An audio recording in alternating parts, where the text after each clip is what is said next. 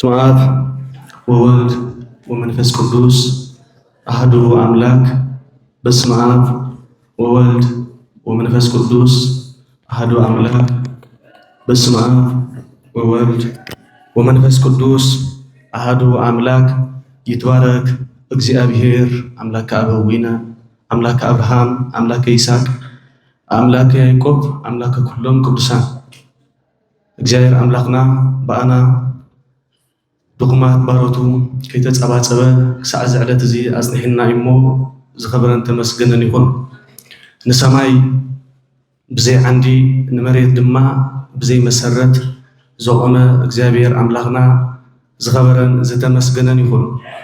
ንሱ ክጽዋዕ ዘይትተርፍ ሕይወተ ኩሉ ዓለም አዴና ቅድስት ድንግል ማርያም ወዳ ብዛህባ ክብሪ ዝኸበረትን ዝተመስገነትን ትኹን። ኩሎም ቅዱሳን ከከም ማዕርጎም ከከም ጸጎኦም ዝኸበሩን ዝተመስገኑን ይኹኑ። ሕራይ መምህራን ሊቃውንት ኣሕዋት ከምኡውን ኣዴታት ኣሓት ናይ እግዚአብሔር ቤተሰብ እግዚአብሔር ድማ ብምሕረቱ ናብዚ ቅዱስ ቦታ ዝኣኸበና ዝኸበረን ዝተመስገነን ይኹን። እግዚአብሔር ብምሕረቱ ጠሚቱ ካብ ዓመት ናብ ዓመት ተመኒናዮ ጥራይ ዘይኮነ ድማ ንኽንሪኦ ኣብኪዕና ናብዚ ጾም እዚ ኣብፅሒና እሞ ብድጋሜ ዝኸበረን ተመስገነን ይኹን። ቀዳማይ ነገስት ምዕራፍ 2 ፍቕዲ 2 ማለት እዩ። ምዕራፍ 2 ፍቕዲ 2 እቲ ናይ ጾም ፍልሰታ ኩሉ ግዜ ንሰምዖ ኢና፣ ኩሉ ግዜ እውን ንመሃሮ ኢና። ንበረኸት ክኾነና ሕልፍ ክንብሎ ኢና ኣብቲ መወዳእታ ማለት እዩ። ኣነ መንገዲ ኩላ ምድሪ እኸይዳ ኣለኹ እሞ ጽናዕ ሰብኣይ ድማ ኩን። እዚ ናይ መን ቃል እዩ? ናይ ዘማርያ ዳዊት ቃል እዩ። እዚ ቃል እዚ ዘማርያ ዳዊት ንመን ዝሃቦ ቃል እዩ? ንወዱ ንጥበበኛ ሰሎሞን ዝሃቦ ቃል እዩ። መዓስ ክዓርፍ እንከሎ እንታይ ኢልዎ? ጽናዕ ኣነ መንገዲ ኩላ ምድሪ እኸይዳ ኣለኹ እሞ ጽናዕ ሰብኣይ ከዓ ኩን። እዚ ካብዚ ንሪኦ እንታይ እንተዳኢልና መንገዲ ዝብል ኣስፊሕና ከም እግዚአብሔር ፍቓድ ክንርኢና እግዚአብሔር ብድጋሜ ዝዛረብ አንድነት ንዓይ ይዓድለኒ፣ ንዓና ድማ ዝሰምዕ ዝነልቦና። ስለዚ ኣነ መንገዲ ኩላ ምድሪ እኸይዳ ኣለኹ እሞ ጽናዕ ሰብኣይ ከዓ ኩን። እዚ ኩሉ ዘርእየና ደሎ እንታይ ይድብል ደሎ? እዚ ንነብሮ ዘለና ዓለም መንገዲ ምዃኑ ይነግረና ኣሎ ማለት እዩ። እንታይ ይብል ኣሎ ዘማርያ ቅዱስ ዳዊት? እዚ መንገዲ እዚ እኸይዳ ኣለኹ ናይ ምንታይ መንገዲ እዩ? ናይ ሞት መንገዲ ይኸይዳ ኣለኹ። ናበይ ዝወስድ እዩ? ንመንግስቲ ኣምላኽ ዝወስድ መንገዲ እዩ። ቅድሚኡ ግና ንእሽተይ ሰሎሞን መን እዩ ወይ ድማ ዘማርያ ዳዊት መን እዩ ዝብል ንእሽተይ ክንርኢና። ዘማርያ ዳዊት ቅዱስ ልበ ኣምላኽ ቅዱስ ዳዊት ወይ ድማ ልበ ኣምላኽ ቅዱስ ዳዊት ኢሉ ዝተሰመየሉ እግዚአብሔር እንታይ ኢልዎ? ንዘማርያ ዳዊት ንስኻ ከም ልበ ኢኻ ኢልዎ፣ ከም ልቢ እግዚአብሔር ኮይኑ ዝተረኸበ ማለት እዩ። ከመይ እንተዳኢልና ብንስሓን ሓጢኣት ይገብር እሞ እግዚአብሔር መሓረኒ ኢሉ ከዓ ሙሉእ ለይቲ ክበኪ ይሓድር። ዘማርያ ዳዊት ልበ ኣምላኽ ዳዊት ድማ ዝተባህለሉ ምክንያት እዚ እዩ። ሰሎሞን ወይ ድማ ጥበበኛ ሰሎሞን ወዲ መን እዩ? ወዲ ንጉስ ዳዊት። ካብ መን ዝተወልደ? ካብ ባሴባ ዝተወልደ ንጉስ መን? መተካእታ ናይቶም 4 ደቁ ዝሞቱ መን እዩ? ሰሎሞን እዩ። እግዚአብሔር ንሰሎሞን ተኪእዎ እዩ። ድሕሪ መን ግን ተኪእዎ? ድሕሪ ቶም 4 ማለት እዩ። እግዚአብሔር ከም ምንታይ ኢሉ ዝሃቦ እዩ? ከም መካሓሳ ወይ ድማ ከም መካሓስ ኢሉ ንመን ሂብዎ እዩ? ንዘማርያ ዳዊት ንጉስ ሰሎሞን ሂብዎ እዩ ማለት እዩ። ሰሎሞን ናብ ንግስነት ምስ ተፀውዐ ሓደ ነገር ለሚኖውን እግዚአብሔር ቅድሜኻ ዝነበሩ ክሳብ ሕጂ ዝሓተቱኒ የለውን፣ ድሕሪኻ ዝመፁውን ዝሓቱኒ የለውን ኢሉ እዚ ነገር እዚ ማለት እዩ። ወይ ድማ ዝሓተተኒ የለን ሓደ ነገር ሓቲትዎ እዩ። ኣብ ገባውን እንታይ ኢልዎ እዩ? ንጉስ ሰሎሞን ንንግስነት ምስ ተሸመ ናብ እግዚአብሔር ቀሪቡ መስዋዕቲ ኣቕረበ ይብል። መስዋዕቲ ኣቕረበ ኣሓውን ሓረደ ይብል። ድሕሪ ንእግዚአብሔር ሓደ ነገር ለሚንዎ። እዚ ኩሉ ህዝቢ ሰፊሕ ህዝቢ፣ እዚ ብዙሕ ህዝቢ እዚ ኣነ ብስልጣነይ ብፍቓደይ ከመሓድሮ ኣይክእልኒ። ስለዚ ነዚ ነገር እዚ ከመሓድረሉ ዝኽእል እንታይ ሃበኒ ኢልዎ? ጥበብ ሃበኒ። ምክንያቱ ንስኻ ምሳይ ክትህሉ ተኾንካ ኣበይኻ ትግለጽ? ኣብ ጥበብ ኢኻ ትግለጽ። እታ ዝዓበየ ጥበብ እንታይ? እግዚአብሔር ምፍራሕ። ስለዚ ዘማርያ ዳዊት ዝደለየ ቀዳመይቲ ጥበብ ኣይና እዩ። እግዚአብሔር በካ ንስኻ ጥበብ ካሃበኒ እግዚአብሔር ምፍራሕ እዩ። ስለዚ እግዚአብሔር ድማ ዝነገር እዚ ለሚን ንዝፈልጥ የለንሞ ካብ ቅድሚ ሕጂ ዝነበረ ወይ ድማ ድንብሕር ሕጂ ዝረአ ነገር ካብዚ ዝዓቢ ጥበብ የለን ኢሉ ንመን ይወይ ጥበበኛ ሰሎሞን ይወይ ማለት እዩ ስለዚ እዚ ይመስል ማለት እዩ ብሕፅር ዝበለ ታሪኽ ማለት እዩ ካብኡ ቀፂልና ንሪኦ ናብቲ ጥቕስና ኢና ንኸይድ ማለት እዩ እንታይ ድብል ጥቕሲ ሒዝና ኣለና ኣነ መንገዲ ኩላ ምድሪ ኸይድ ኣለኹ እሞ ፅናዕ ሰብኣይ ከኣኹን ኣነ ኩላ መንገዲ ምድሪ ኸይድ ኣለኹ ፅናዕ ሰብኣይ ከኣኹን እዚ ዝበለ መን እዩ ዘማርያ ዳዊት ንመን ንወዱ ሰሎሞን ፅናዕ ሰብኣይ ከኣኹን ኢሉ ኣብዚ ክልተ ነገር የርእየና ሞት መንገዲ ኢሉ ገሊፅዎ እዩ ሂወት ድማ መንገዲ ኢሉ ገሊፅዎ እዩ ክልተ መንገዲ ኣሎ እቲ ዝኸደሉ ዘማርያ ዳዊት ዝኸደሉ ዘሎ መንገዲ ናበይ ናብ ካልእ ዓለም ይሰጋገራሉ ናብ ካልእ ሂወት ይሰጋገራሉ እቲ ሂወት ዘሎ መንገዲ ዝበሎ ኸነየና እዩ ወይ ድማ ንሰሎሞን ዝሃቦ መንገዲ ሓሉ ዝበሎ ኣየና እዩ ትእዛዛተይ ሓሉ ወይ ድማ ይኸይድ ኣለኹ ሕጊ እግዚአብሔር ሓሉ ሕጊ እግዚአብሔር መንገዲ ኮይኑ ከሳሌካ ትእዛዛት ናይ ነቢ ሙሴ ወይ ድማ ብሙሴ ዝተዋሃበና ትእዛዛት እንታይ ግበሮም ሓልዎም ኣጽናዕዮም ካዩ ስለዚ እዚ እንታይ ልጠቂስዎ መንገዲ ልጠቂስዎ ማለት እዩ እዚ ነዚ እንታይ ልጠቂስዎ ኢልና መንገዲ ልጠቂስዎ ኩሉ ትኸዶ ማለት እዩ እዚ ናይዚ መንገዲ ንሕና ንኸዶ ዘለና ብዝተፈላለየ ዓይነት መንገዲ ክልተ ዓይነት መንገዲ ኣሎ መንገዲ የማን ዝወስድ ኣሎ ናብ ፀጋም ዝወስድ ኣሎ ሓደ ሰብ ግን ክነበር እንተደኣ ኮይኑ ግድን እንታይ ክገብር ኣለዎ ክጓዓዝ ኣለዎ እንተደኣ ካብ ምጓዓዝ ኣቋሪፁ እንታይ ኮይኑ ኣሎ ወዲቑ ኣሎ ማለት እዩ ሓደ ነገር ክርዳእና ዘሎ ዝኾነ ሰብ መንገዲ ክጓዓዝ ከሎ ዝኾነ ሰብ ማለት እዩ እንድሕር መንገዲ ተኸይድ ሃሊኻ እንተወዲቕካ እንታይ ኢኻ ትገብር ተወዲቕካ እንታይ ትገብር ተሲኻ ትኸይድ ወይስ ትድቅስ ኢኻ ብዘለኻያ ትድቅስ ዲኻ ኣይትድቅስን ኢኻ ስለዚ እዚ መንገዲ ተባሂሉ ዘሎ ተዓንቂፉ ዘይተርፍ ማለት እዩ እዚ ናይ ትእዛዛት ወይ ድማ ናይ ሕጋጋት መንገዲ እዩ ስለዚ እዚ መንገዲ እንታይ ግበሮ ሓዞ ኣጽናዕዮ ምክንያቱ እዚ መንገዲ እዚ ኣነ ቅድሚኻ እንታይ ገይረ እየ ኢልዎ እዩ ተመላሊሶ እየ ኩላ ናይዛ ምድሪ መንገዲ እውን ርአየ ኢልዎ እቲ መንገዲ ዝብሎ ዘሎ ዝተፈላለዩ ናይ ፅድቂ ጎደና ኸይዲ እዩ ናይ ሓጢኣት ጎደና ድማ ኸይዲ እየ ናይ ዝተፈላለየ መንገዲ ኸይዲ እየ እቲ ዝዓበየ ትእዛዝ ግን ኣየና ኢሉ ትእዛዝ እግዚኣብሔር ምሕላው ስለዚ ንስኻ ድማ እንታይ ግበሮ ነዚ መንገዲ እዚ ሓልዎ ኣጽናዕዮ ብኡ ድማ ተመላለስ እግዚአብሔር ድማ ጥበቡን ምስጢሩን ዓዚዙ ከዕድለካን ክህበካን እዩ እንዳበለ ዘማርያ ዳዊት ንወዲ ሰሎሞን ከምዚ እንዳበለ መኺርዎ ማለት እዩ ስለዚ መንገዲ ደው ትብለሉ ዘይኮነስ ትጓዓዘሉ ከመይ እንተዳኢልና ደሚቑ ምክንያቱ መንገዲ እንተደኣ ትጓዓዝ ሃሊኻ እንታይ ኣሎ እርጋን ኣሎ ድኻም ኣሎ እዚ ክልቲኡ ኣሎ ድኻም ኣሎ እርጋን ኣሎ ስለዚ ኣብ መንገዲ እግዚአብሔር ተጸኒሕካ ግን እግዚአብሔር ዝያዳ ንዓኻ ክብርን ሞገስን ዝህበካ ማለት እዩ ኣብ ቤተክርስትያን ወይ ድማ ሓደ ቤተክርስትያን ዝነብር ሰብ ብመንገዲ ቅድስና ክመጽእ ይጸንሕ ሞ ምስ ኣረገ ዝጸናንዐሉ ብምንታይ ብቓል ኣምላኽ እዩ እዚ ሰብ እዚ ብምንታይ ዝጸናናዕ ብቓል ኣምላኽ እዩ ዝጸናናዕ ከመይ ብቓል ኣምላኽ ይጸናናዕ እንተዳኢልና ነቲ ዝተምሃሮ ትምህርቲ እንታይ ይገብር ነቲ ዝተምሃሮ ትምህርቲ እንዳደገመ ኩሉ ግዜ ብቓል ኣምላኽ እዩ ዝጸናናዕ እቲ ቃል ኣምላኽ ዘይብሉ ብምንታይ ይጸናናዕ ብምንታይ ዝጸናናዕ ቃል ኣምላኽ ዘይብሉ ሰብ ምስ ኣረጊት ሰብ ርኢና ንፈልጥ ዲና ኢዳ ርኢና ንፈልጥ ኣረጊት መነኮስ ኣረጊትን ወይ ጭዋ ኣረጊትን ርኢና ንፈልጥ ንኾን ኣይንፈልጥን ኢና ጭዋ ኣረጊት ተኾይኑ እንታይ ዝገብር ምናልባት ካብ ሰብ ናብ ሰብ ይፈላለዩ መንፀርፀር እዩ ዝኸውን መንፀርፀሪ ኣይንሪእን ዲና ዓበይቲ ክንፀርፀሩ ንሪኦም እንዲና ምስ እግዚአብሔር ዝነብር ኩሉ ግዜ ምንፅርፃር የብሉን ማለት እዩ እቲ ብቓል ኣምላኽ እንታይ ይገብር ገዛእ ርእሱ ንገዛእ ርእሱ ባዕሉ ይምህር ማለት እዩ ስለዚ እንታይ ክንከውን ኣለና ኩሉ ግዜ ኣብ ትእዛዛቱን ኣብቲ ንሕና እንደልዮ መንገዲ ዘይኮነስ ኣብቲ እግዚአብሔር ዝደልዮ መንገዲ ክንጓዓዝ ኣለና ኩሉ መንገዲ ተባሂሉ ኩሉ ነገር መንገዲ ካብ ተባሃለ ንሕና ክንህልዎ ዘለና መንገዲ ኣየና እዩ እዚ ሒዝናዮ ዘለና ኣየና እዚ ናይ ክርስትና ህይወት ኩሉ መንገዲ እዩ ዋላ እቲ ናይ ሓጢኣት ጎደና እኳ መንገዲ እዩ እቲ ናይ ጽድቂ ጎደና እውን እንታይ እዩ መንገዲ እዩ እቲ እግዚአብሔር ዝደልዮ መንገዲ ግን ኣየና እዩ ተዳኢልና እዚ ሒዝናዮ ዘለና መንገዲ እዩ ስለዚህ ካብዚ መንገዲ እዚ በፍጹም እንታይ ክንገብር የብልናን ከነልግስን ክንረሕቕን የብልናን ማለት እዩ ምክንያቱ ኣብ ግዜ እርጋን ሰብ ምስ ኣረገ እንታይ ዝኸውን ነቲ ዝሓለፈ ህይወቱ እንዳዘከረ እንታይ ይገብር ናብ ምጥዓስን ናብ ምንባዕ ይንጃት ብኻባ ከምዚ ገይረ ይብል ማለት እዩ ሓደ ነገር ክንርድኦ ዘለና ነገር እንተዳሃልዩ ፀቢቑ ወይ ድማ ለምሊሙ ዝነብር እንታይ የለን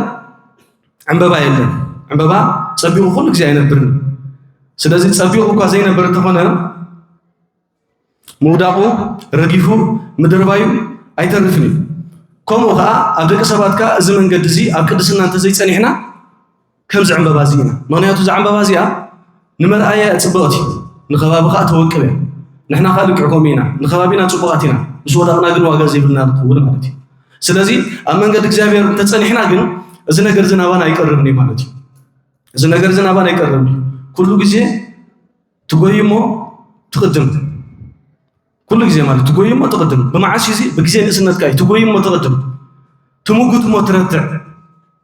ትበኣስ እሞ እንታይ ትገብር ተሸንፍ እዚ እርጋን እዚ ምስ መፀ ግን ኩሉ በራሳ እዩ ማለት እዩ ኩሉ እዚ እንታይ እዩ ሓላፊ ስለዚ እንታይ ክንከውን ይነግረና መጽሓፍ ቅዱስ እንታይ ክንከውን ይመክረና ብመጠን ንኽንነብር መጽሓፍ ቅዱስ ይመክረና ማለት እዩ በዚ ነገር እዚ እንታይ ክንከውን የብልናን ክንስነፍ የብልናን ወይ ድማ ክንሓምቕ የብልናን መንገዲ ኢሉ ዝጠቕሶ ንዝተፈላለየ መንገዲ እዩ ምክንያቱ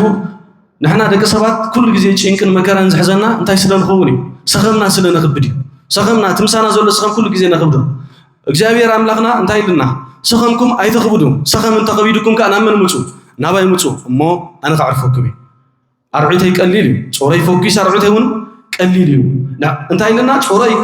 ቀሊል እዩ ኣርዑተይ ድማ ፎኪስ እዩ ኣይተኽብዱ እንተኽቢድኩም ድማ ናባይ ምፁ ንሕና ንኽብዶ ነገር እንታይ እንተዳ ኢልና ብብዙሕ ነገራት ንጭንቆ እንተዳሃሊና ኩሉ ግዜ ክንበልዕ ጥራይ ኢና ንደሊ ኩሉ ግዜ ክንሰቲ ጥራይ ንደሊ ኩሉ ግዜ ክንሕጎስ ንደሊ ኩሉ ግዜ ክንዘልል ንደሊ ግና ከምኡ ዓይነት ክርስትና ህይወት የለን እዚ ኩሉ ምስ ሓለፈ ሓደ ግዜ ትጣዓሰሉ ነዚ ብመጠን ስለ ዘይነበርካ ማለት እዩ ክትጣዓስ ከለኻ ምስኡ ዝመፅእ እንታይ ኣሎ እርጋን ኣሎ ስለዚ እርጋን እንተ ደኣ መፅኡ ሰባት ናብ ዘይትደልዮ እንታይ ክገብሩ ኸ ከልዕሉ ኸ ንስኻ እኳ ክትዛረበሉ ዘይትኽእል ደረጃ እውን እንታይ ክትገብር ኢኻ ክትበፅሕ ኢኻ ስለዚ ክንመላለሶ ዝግባእና በየናይ መንገዲ እዩ እንተ ደኣ ኢልና በዚ እግዚኣብሔር ዝእዘዘና ዘሎ ማለት እዩ ብመጠን ንበሩ ኩሉ ነገር ብመጠን ግበርዎ እዩ ብመጠን እንተዘይጌርካ ግን ፅባሕ ንጎ ልብኻ ይኽብዳ ወይ ድማ ልቢ ትዝንጋዕ እግዚኣብሔር ድማ ደበኽ ይብለካ ማለት እዩ ወይ ድማ እግዚኣብሔር ደበኽ ተዘይበለና መን ደበኽ ይብለና እርጋን ደበኽ ይብለና ማለት እዩ በዚ ንሽነፍ ማለት እዩ ስለዚ ክንገብሮ ዝግባእና ዳ እንታይ እንተ ደኣ ኢልና ካብዚ ነገር እዚ ክንቁጠብ ኣለና ክንጥንቀቕ ድማ ኣለና እዚ መንገዲ እዚ ካባና ዝያዳ ክርሕቕ ክኽእል ኣለዎ ማለት እዩ ግናኸ ይብል ግናኸ እተን መዓልታት እቲኣ ኣብ ኩላ ዝባን ምድሪ ንዝነብሩ ዘበሉ ከም መፈንጠርያ ክትበፅሖም እያ ይብል እሞ ስስዐ ስኽራን ሓልዮት ሓዳር ልብኻ ምኽባድ እቲ መዓልታት እቲአን ብድንገት ከይመፃ ከለዋ ነፍስኹም ተጠንቀቑ ንነፍስኹም ተጠንቀቑ ኢሉ ሉቃስ 21:34 ይነግረና ማለት እዩ እዚ ማለት እንታይ ማለት እዩ ንሓደ ሰብ ዘጨንቆም ነገራት እዚ እዩ ዘይበልዓኹ ዘይሰተኹ ንምንታይ ከም ዝኾይነ ዋላ ንባዕሉ ሓዳር ደይ ምግባርካ ንባዕሉ ከጨንቐካ የብሉን ኩሉ ካብ እግዚኣብሔር ስለ ዝኾነ ማለት እዩ ነዚ ሰኸምኩም ኣይተኽብዱ ንዑ ናባይ እሞ ኣነ ድማ እንታይ ክገብረኩም እየ ክዕርፈኩም እየ ዝብለና ዘሎ ማለት እዩ ስለዚ ሰኸም ኢልዎ ዘሎ ኣብ ገዛ ኸይድና ነንብቦ ክንደይ ኢለኩም ማቴዎስ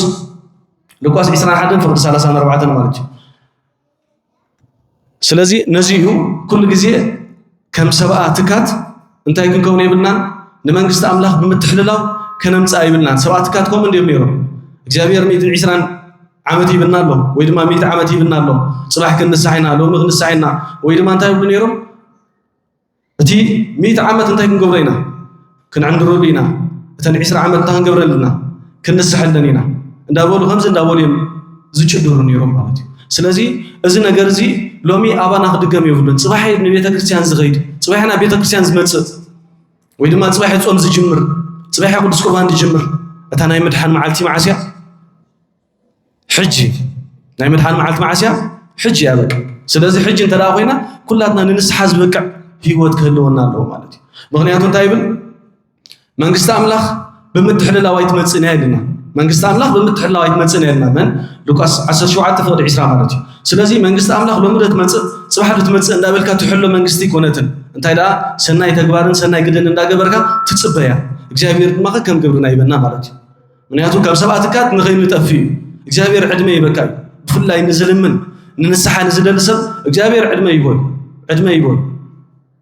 ነገር ግን ነቲ ዘይልመን ግን ዕድመ ይብሉን እቲ ከዕንድር ክዘልል ዝደሊ ግን ብድንገት ይወጽእ ማለት እዩ ስለዚህ ኃጢአት ብነብዝሐሉ ወይ ድማ ኃጢአት ኣእምሮና ናብ ንስሓ ክኸይድ ዘይደሊ እንተዳ ኮይኑ እግዚአብሔር ኣባኻ ተስፋ ይረኣየኒ ማለት እዩ ስለዚህ ተስፋ ክረኣዮ እንተዳ ኮይኑ እንታይ ክንገብር ኣለና ኣብዚ ናይ መንገዲ ንስሓን ኣብ መንገዲ ተዓሳን ክንህሉ ይግባአና ማለት እዩ ስለዚህ እግዚአብሔር ነዚ ሁሉ ክንገብር ብፀጉ ይደግፈና እንታይ ይብል ኩሉ ስጋ ከም ሳዕሪ ይብል ኩሉ ክብሩን ከም ዕንበባ መሮሪ ይብል እቲ ሳዕሪ ይነቅጽ እቲ ዕንበባ ድማ ይረግፍ ናይ ደቂ ሰባት ውህበት ወይ ድማ ናይ ደቂ ሰባት ጽባቐ ናይ ደቂ ሰባት ጉብዝና እንታይ እቲ መልክዕ ይቕምርር ሰብነት ድማ ይኣርግ ወይ ድማ ይጉብጥ ስለዚህ እዚ መዓልታት እዚ ከይመፀ ግን ብግዜ ንእስነትካ እንታይ ግበር ንፈጣሪኻ ዘክር ይብል ማለት እዩ ኣብዚ ሕጂ ዘለና ያው ዕድመ ወይ ድማ ኣብዚ ሕጂ ዘለና ያው ደረጃ ኢና ናብ እግዚአብሔር ንቐርበሉ ምስ ኣረካ ውላድካ ተኾነውን ኣይደልየካኒ ምስ ኣረገ ውላዱ ትደልዮ ውሕድ እኮ እግዚአብሔር ዝዓደሎ ጥራይ ማለት እዩ ስለዚህ ፈቲኻ ይኮንካ ናብ እግዚአብሔር ጽጋዕ ተጸጊምካ ኢኻ እግዚአብሔር ግን ተጸጊምካ ኢሉ ኣይገድፈካን እንታይ ዳ ተማሊ ጽቤካ ነይሩሎ ምኻ ጽቤካ ወላ ኣሪካ መጽኻ ይጽቤና ሓደ ነገር ክንርድኦ ዘለና ግን ሕማቕ ነገር ዳገበርና ዕድመ እንታይ ዝኸውን እንዳቀረበ ይዝኸይድ ናብ ምንታይ እንዳቀረበ ይኸይድ ናብ ሞት እንዳቀረበ ይዝኸይድ ዕድሜና ንህይወት ኣይኮነን ዝነውሕ ንህይወት ዝነውሕ ንኸመይ ዝነውሕ ዕድሜና ናብ ሞት ዲና ንቐርብ ዋላስ ካብ ሞት እንዳረሓቕና ኢና ንኸይድ ንምሳሌ ሓደ ሰብ ምስ ተወልደ ወደ 10 ዓመት እንተዳ ኮይኑ ናብ መን እዩ ዝቐርብ ዘሎ ናብ ሞት ዝቐርብ ደሎስ ዋላ ናብ ህይወት እዩ ዝምለስ ዘሎ ናብ ሞት እዩ ዝቐርብ ሓደ ሰብ ዕድሜ እንዳኸደ ክኸይድ ከሎ ናብ ሞት እንዳቀረበ እዩ ዝኸይድ ናብ ሞት እንዳቀረብካ ክትከይድ ከለኻ ከዓ እንታይ ክትከውን ኣለካ ናብ እግዚአብሔር ትቐርብ ሰብ ክትከውን ኣለካ ከምዚ ዓይነት ቅድስና ወይ ድማ ከምዚ ዓይነት ኣገልግሎት እግዚአብሔር ክበና ናቱ ቅዱስ ፍቃድ ይሁነልና ክፉእ መዓልቲ ከይመፀ ባሃይበለን እንትብለሉ ዓመታት ከዓ ከይቀረበ ከሎ ይብል ብመዓልቲ ንእስነትካ ንፈጣሪኻ ዘክር ይብለና ማለት እዩ መክብብ 12:1 ማለት እዩ ስለዚህ ብግዜ ንእስነትና እዚ መንገዲ እዚ ወይ ድማ እዚ ጎደና እዚ እንታይ ክንገብሮ ይግባአና ክንጥቀመሉ ይግባአና ማለት እዩ ከምዚ ክኸውን ከሎ እግዚአብሔር ዝያዳ ናባና ይቐርብ ማለት እዩ ንኩሉ እንታይ ክንገብሮ ይግባአና ብመጠን ክንነብር ይግባአና ሰኸምና መታን ክቐልል ከዓ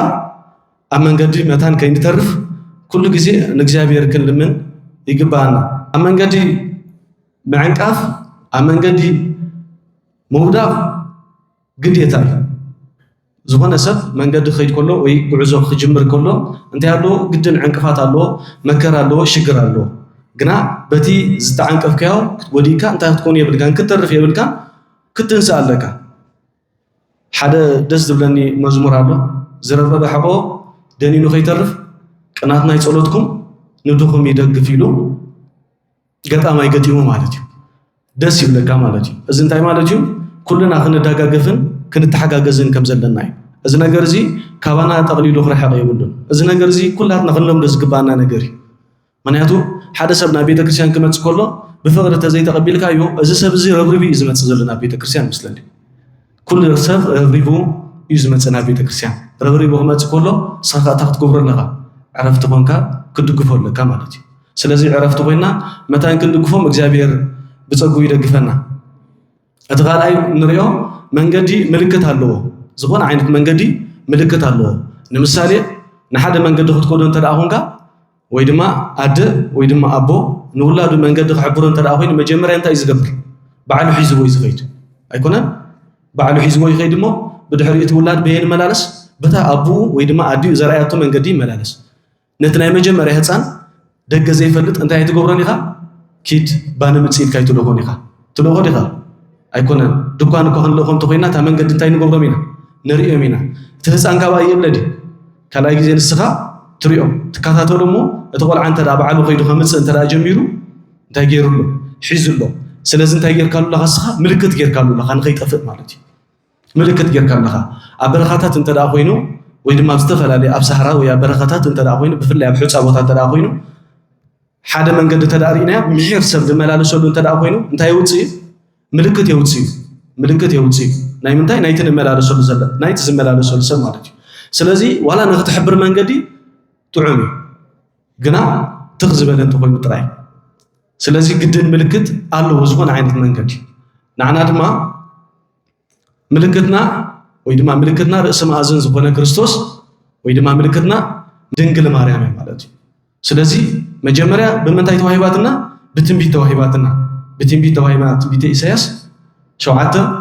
ፍቅድ 14 ዘሎ እንታይ ይብል እንሆ ድንግል ክትጸንስ ወዲ እውን ክትወልድ እያ ስሙ ድማ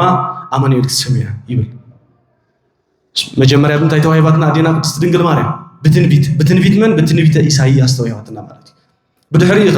አዶ ኮይና ኣብ ቀራንዮ በመን ተዋሂባትና በክርስቶስ አምላኽና በመን ዮሐንስ ተቀቢልናያ ማለት እዩ ስለዚ አዴና ቅድስት ድንግል ማርያም ንዓ ምልክት ገይሩ መን ይብልናይ ክርስቶስ አምላኽና ምልክት ገይሩ ይብልናይ ብምንታይ በአ ተመላለሱ እዚኣታ መንገዲ ይብልና ምክንያቱ አዴና ቅድስት ድንግል ማርያም ምልክትና እያ ናብ ክርስቶስ ዘብፅሐና መን እያ አዴና ቅድስት ድንግል ማርያም እሳ ምልክትና እያ ማለት ናብትን ብኢድና ሒዛ ታተቢላ ናመን ተብፅሐና ናብ ክርስቶስ ተብፅሐና ክንደክም ከለና ትድግፈና ምክንያቱ ክርስቶስ አምላኽና ካብ ሰማያት ጠሚቱ ናብ አዴና ቅድስት ድንግል ማርያም ወይ ድማ እግዚአብሔር ኣብ ሰማይ ላዕሊ ናብ ምድሪ ጠመተ ንምድሪ ድማ በርባዕተ ማእዝን ተመልከታ ንዑ ባህዘብል ኣይረኸበን መን ደኣ ነበረት አዴና ቅድስት ድንግል ማርያም ነበረት ሓንቲ አዴና ቅድስት ድንግል ማርያም ብምንታይ ብንጽህና በአርሙሞ ብስቕታኣ ብትዕግስታ ብመጽሓፍቲ ምንባቡን እንተኾነ ብጾማ ብጸሎታ ንእግዚአብሔር ተራድኦት ኮይና ጸኒሓትና ማለት እዩ ስለዚ ንዓና ንድንግል ማርያም ክበና ከሎ ንድንግል ማርያም ንኽንመስል ድንግል ማርያም ከመያ ተዳኢልና ንጽህቲ ድንግል ማርያም ከመያ ተዳኢልና ትዕግስተኛ አደ ድንግል ማርያም ከመያ ተዳኢልና ወረ ዘይትፎት አደ ዘይተሐሚ ምስ መጽሓፍ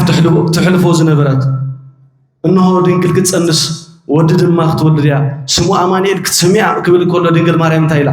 ናይዛ ድንግል እዚኣሲ ኣነ እንታይ ትትኸውን ኣገልጋሊታ እንትትኸውን ሎሚ ንሕና እንተንኾን እንታይ ንበልና እግዚኣብሔር ስባይ እዛ ነገር እዚኣስ ባይ ተትኸውን ጽቡቕ ነይሩ ንበልና ከምኡ ንበልና ንብል ስለ ዝኾንና ካበይ ጀሚርካ ማለት እዩ ጽቡቕ ነገር ስለንምና አዴና ቅድስት ድንግል ማርያም ግን ናይዛ ድንግል እዚኣስ ረድእ ምኾንኩ ይብል ትብል ማለት እዩ ስለዚ ኩሉ ነገር ድማ እንታይ ትገብሮ ነይራ ኣብ ልባ ተዋህልሎ ነበራት እዩ ሓዘን ኮነ ሽግር መከራ ኮነ ኩሉ ነገር ስለዚ ነዴና ቅድስት ድንግል ማርያም ምልክት ገይሩ ሂብና ማለት እዛ ምልክት እዚኣ ኣይትፈለይ ካብ ስለዚ ንሕና ንጽህና አሪና ብንጽህና ንመላለስ ቅድስና አሪና በቅድስና ንመላለስ አዴና ቅድስት ድንግል ማርያም መጽሐፍ ተንብብ ነይራ ብጣዕሚ ተንብብ ስለዚ ትንቢት ኢሳይያስ እንዳንበበት ከላ እዚ ነገር ዝበለቶ ማለት እዩ እዚ ነገር እዚ አዴና ቅድስት ድንግል ማርያም ዝበለቶ ትንቢት ኢሳይያስ ወላ ቅዱስ ገብርኤል ምስ መጸ ንቅዱስ ገብርኤል ተኸራኺራቱ እያ መጀመርያ ግን ዘካርያስ ኣፉ ዓቢስዎ ነይሩ ሓቀን እንታይ ኮይኑ ንዘካርያስ ኣፉ ዓቢስዎ ቅዱስ ገብርኤል ምክንያቱ እዚ ነገር እዚ ተራእዩ ነይሩ እዩ ብኩሎም ቅዱሳን ተራእዩ ነይሩ መልአክ ተገሊጹ ወዲ ክትወልድ ኢኻ ዝብል ነገር ተራእዩ ዘካርያስ እዚ ዘይምእማኑ እዩ ኣፉ ዝተዓበሰ ማለት እዩ ኣቡና ካህን ዘካርያስ እዚ ዘይምእማኑ ኣፉ ተለጉመ ይብል አዴና ቅድስት ድንግል ማርያም ግን ከምኡ ይኮነ ልክ ከም እንታይ ይባሃል አዴና ቅድስት ድንግል ማርያም አደይ ስለ ዝኾነት ተጠንቂቃ ኣብስራ ተባሂሉ ቅዱስ ገብርኤል ይብል ብዘይኩውን እዚ ነገር እዚ ተራእዩ ስለ ዘይፈልጥ ቅዱስ ገብርኤል ኣፋ ዓጽዋ ይክእል ተኸራኺራት አዴና ቅድስት ድንግል ማርያም እዚ ከመይ ይኸውን ድንግል ከመይ ሰበይቲ ብዘይ ሰብኣይ ዘርኢ መሬት ድማ ብዘይ ዘርኢ ከመይ ይፍጠር ወይ ድማ ከመይ ይኸውን ኢላ ከመይ እንተዳኢልና ድንግት ክትጸንስ ወዲ ድማ ክትወልድ እሞ ከዓ ብድንግልና ወሊዳ ብድንግል ጠኒሳ ብድንግልና ከዓ እንታይ ክትገብሮ ክትወልዶ እዚ ተራእዩ ኣይፈልጥኒ ቅድሚያ ዝነበራ ደናግል ኣይተራእየን ብድሕሪያ ዝመጻውን ኣይተራእየን ቅዱስ ገብርኤል ነዚ ንድንግል ማርያም ኣፋ ዓጽዋ ዘይከኣል ማለት ስለዚ ሕቶ እዩ ሽዑ እስማ ኣልቦ ነገር ዘይሳእኖ ለእግዚአብሔር ኢሉ እንታይ ኣምፅኡ ነታ ንቕስት ዕንጨይቲ ናብ ምንታይ ለዊጥዋ ናብ ጽብቕቲ ኣበባ ምስ ለወጠ ይኩነኒ በከመ ትቤለኒ ይብላቱ ከምቲ ትብለኒ ከም ቃልካ እንታይ ግበረለ ይኾነለ ይበቃ ሽዑ ሰላም ለቺ እንዳበለ ድማ ቅዱስ ገብርኤል ወዲስዋ ማለት እዩ ኩሉ ወዲስዋ ይቤላ መልአክ ሰላም ለቺ ይቤላ ገብርኤል ሰላም ለቺ ማርያም ድንግል ሰላም ለቺ ማርያም ቅድስት ይብላ ማርያም ብጽዕት ማርያም ፍስሕት ማርያም ብሩክት እንዳበለ ቅዱስ ገብርኤል ኣወዲስዋ እዚ ኩሉ ኣጠቃሊላ ጸኒሓ ቅድስት ድንግል ማርያም ስለዚ ናይ አዴና ቅድስት ድንግል ማርያም ንዓና እንታይ ገይሩ ሂብና ምልክት كم أخونو زمن قد زي أنا بآية تبصحكم بقى مغنياتي سلازي نحن أنتي كوني جبأنا نعاز تدالو ويد ما نعون كريستوس أملاخنا خلنا مثل أنت دعونا ما جمر يعني نقول أمد لنا منهم قدوسانيو شو دينجل مريم منياتنا قدوسان هيوت قالنا قال كن فلت علينا بدحرينا يدينا كدس دينجل مريم هيوت كا نفلتو بدحرينا كريستوس نمثل شعي طريق كان كريستوس هاي تبني خا بيناي من قد يخاف بس حدا لقى بيناي من قد يخانا وقت كيد لقى سلازي كم زبل يلن مالتي سلازي ما جمرنا قدوسان كفلت على كم مكرنا كريستوس مكرنا كريستوس كتفلت هون كم جمرنا كريستوس بدحرينا يدينا كدس دينجل مريم زحدا فوتو بدحري كان كريستوس نمثل مالتي سلازي እግዚአብሔር ነዝን ገብር በጸጉ ይደግፈና ነዝን ገብር በጸጉ ይደግፈና በመንገዱ ከነማላልስ ድማ እግዚአብሔር ያሐግዘና ማለት እዩ حراي أو خلنا يدينا كدست دينجل ماريم كابستر على نبرخت كوننا زلومي جميرنا يدلنا صوم انتاي بحال صوم انتاي بحال صوم فلستا مالتاي مالتي مفلاس ويدما مقعاز مالتي اتا تاريخ نشتي كنت نكفاينا جابير يفقدو ادينا كدست دينجل ماريم افسسان 4 علميا طري 21 انتاي كوينا ادينا كدست دينجل ماريم عارفه حواريات كوسدوا كلو نجيت السماني كبروا እንዳخدو كلو من ريوما ايهوداوያን مسرا انتايلم قدم حجي وداتنسي لهم كلهم ربيشميم ስለዚህ ንሳ ድማ ኮም ኢሎም መታን ከይርቡሹ ወይ ድማ ተንሲ አይሎም መታን ከይሰብኩ እንታይ ንጎሮ ንሬሳው ሲና እንታይ ንጎሮ ነቃጽሎ ንሬሳው ሲና ነቃጽሎ ስለዚህ ተመኻኺሮም ከይዶምሞ ቶፎንያ ዝባሃል ካብ አይሁዳውያን ሓደ እሱ ተላእኸሞ ከይዱ ነቲ ናይ ድንግል ማርያም ሬሳ ወይ ድማ ስጋ ክትንክፎ መስበለ እንታይ ገበሮ መልአክ እግዚአብሔር መሲ እንታይ ገበሮ ይብል አዳው ቆረጾ ማለት እዩ ስለዚህ ድንግል ማርያምን ዮሐንስን አበይ ከይዶም ናብ ገነት ይዶም ስጋዓዚ ወርሕ ማለት እዩ ስጋዓዚ ወርሕ ነሐሰ ማለት እዩ አበይ ነራ ኣብ ገነት ነራ ሐዋርያት ንናይ ድንግል ማርያም ስጋ ልክዕ ምስ ዮሐንስ ኣብ ኤዶም ገነት መስልጽሖ ወይ ድማ ምስ ዮሐንስ ይፈይዱ ይብል ኣብ ገነት ኤዶም መስበጽሐ ዮሐንስ ተመሊስና ሐዋርያት ነጊርዎም ማለት እዩ እዚ ነገር እዚ ነጊርዎም ብድሕሪኡ እንታይ ገይሮም ሱባኤ ሒዞም ድሕሪ ክንደይ ይኾናሉ ማለት ነሐሰ በዝሎም ዕለት ሱባኤ ሒዞም ስጋ ናይ ድንግል ማርያም ወይ ድማ ዕርገታ ንኽፈልጡ ዕርገታ ንኽርዩ ወይ ድማ ንኽቐርዋ ሱባኤ ኣተው በዚ ዕለት እዚ ሱባኤ ኣተው ሱባኤ ክንደይ ኣተው 14 ድሕሪ 14 መን ተዋሂባቶም 14 ሱባኤ ኣተው ድሕሪ 14 መን ተዋሂባ ኣዴና ቅድስት ድንግል ማርያም ካብ ገነት መፅኡ ስጋ ተዋሃቡ ቀቢሮማ ብ16 ድማ ዓሪጋ ይብል ዳሕራይ ኣብ መንገዲ ክትከይድ እንከላ ኣብ መንገዲ መን ተራኺቡ ምስ ቶማስ ካብ ሂንዲ ብስብከት እንዳተመልሰ ከሎ ብደመና ተጻዒኑ ድንግል ማርያም ራእያ ሽዑ እንታይ ኢላቶ ገና ሕጂ ዝዓርግ ዘለኹ ኢላ እንታይ ሂባቶ ሰበና ሂባቶ ማለት ሰበን ንብሎ ኣብ ናይ ካህናት ወይ ድማ ኣብ መስቀል ዝግበር ማለት እዩ እዚ ነገር እዚ ሃቦቶሞ እዚ ምስክር ኮይኑ ድንግል ማርያም ከም ዝዓረገ ምን ኣበሲሮም ሐዋርያ ቶማስ ማለት እዩ ኣብ ናይ ወድኺ ኣይራኣኹን ሕጂ ኻናት ኪራኣኹን ኢሉ ምሰንጸርጸረ ድሓንን ካዚላ ምልክት ሂባቶ ማለት እዩ እዚ ምልክት እዚ ምስተዋሃበ ከይዱና ሐዋርያት ነዚ ነገር እዚ ነገሮም ሐዋርያት ድማ ልክዕ በዚ ወርሕዚ ኣብ ዓመቱ ይብል ኣብ ዓመቱ ነሐሰ ሓደ እንታይ ገበሩ ሱባኤ ኣተው ድሕሪ 16 መዓልቲ ድማ ልክዕ ከምቲ ክትዓርግ ከላ ንሐዋርያ ቶማስ ተገለጸትሉ ከምኡ ኮይና ንመን ተገለጸትሎም ንሐዋርያ ተገለጸትሎም ማለት እዩ ስለዚ ናይ ዲና ቅድስት ድንግል ማርያም በረኸታ ረድኤታ ንኹልና ይኽፈለና ጽኒትኩም ስለሰማዕኹምኒ እግዚአብሔር ኣብ ትገብርዎ ጾምን ጸሎትን ጽኒት ይስማዕኹም ስብሐት ለእግዚአብሔር ወለወላዲቱ ድንግል ወለመስቀሉ ክቡር አሜን